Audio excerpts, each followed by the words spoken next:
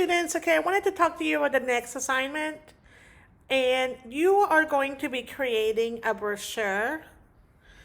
And it's really easy. But you just have to make sure that you follow the directions really well and step by step. So you scroll down, and this here says what you'll need. You're going to have to download these files.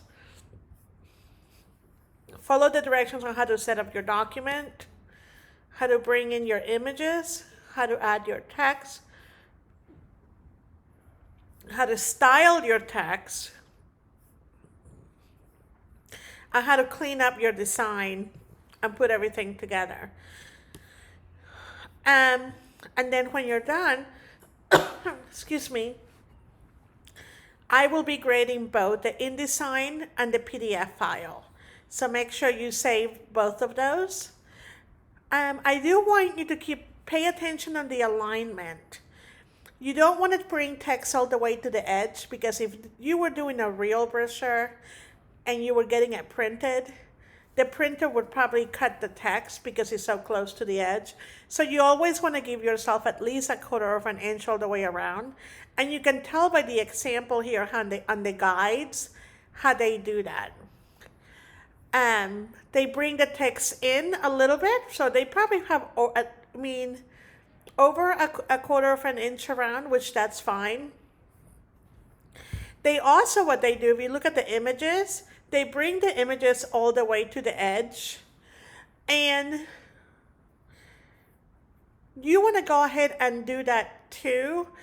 But you want to bring out extra room over here. So you want to bring it over this, because Let's add a few more details to refine. Excuse me. It's like what happened is that if you don't bring it to the edge, you'll get a little white hairline when the printer cuts the paper. So you're also gonna keep that in mind.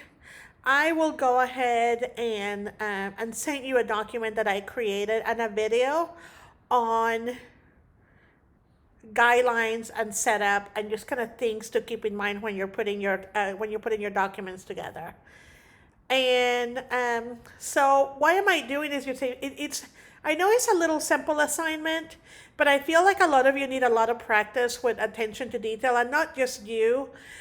When we are starting out in graphic design, it's just not only knowing about the software, but it's also knowing where certain elements go and aligning elements. You can create a brochure and finish it, but then some things may not make sense. You may not have enough space. When you're thinking about the brochure as an example, if you're thinking about where it's going to fold or how you're going to fold it, right? I always create a little dummy, which is a dummy is a piece of paper. I just fold it in the shape of in the fold of the brochure, and that's it. And I imagine how it's going to go, and I figure out where to put my copy.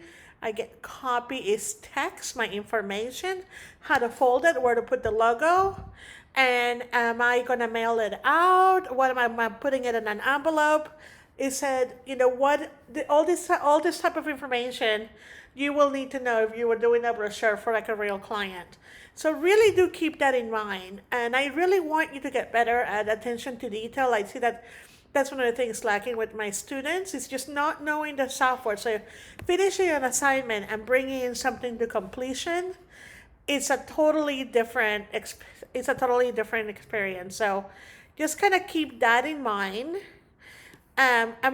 You have some flexibility in case that you wanted to use your own pictures and your own theme. I guess as long as it makes sense, you want to change the color of the brochure. You want to try some things that are a little bit different.